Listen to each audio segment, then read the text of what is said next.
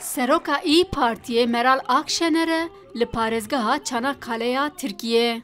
Özellikle kadınlara sesleniyorum. Bu süpürgelerle, bak sapını söylemiyorum ha.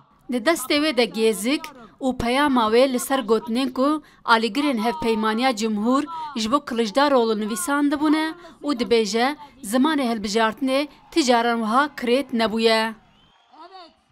Yıldır aktif politika yapıyor. Ev 3 salin ku ez bawayekî çalak di nava siyasetê de me. Ez ji malbateke siyasî me, hafîzeyeke min ya 5 salan heye. Lê ti caran bi zimanekî wiha pîs û kirêt em neçûbûn hilbijartinê.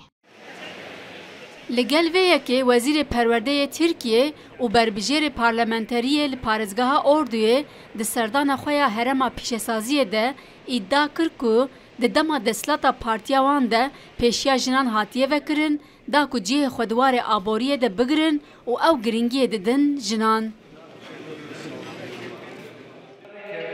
Bu ülkenin kalkınması ile ilgili Li Enqerê di encama kar û xebatê de astengiyên li pêşiya sektora kar hatin rakirin û encamên wê li vê derê dîtin mirov kêfxweş dike. Tirkiye êdî her warî de bi taybetî bi beşdarbûna jinan bo vê sektorê ber bi asteke cudava diçe. Desthilata me rêve kir ku jin beşdarî her karî bibin. Welatê me êdî dikare her sektorê de berheman çê bike. engel üstüne engel aşmak zorunda kalıyor. Di mîtînga hevpeymaniya Cumhuriya Heftê Gulanê de li Stenbolê ku Serokkomarê Tirkiye Recep Tayyip Erdogan beşdar bûbû, pankartek hatibû bilindkirin û tê de hatibû nivîsandin, em serokekî ku wek jinan ji mitbexê dernakeve naxwazin.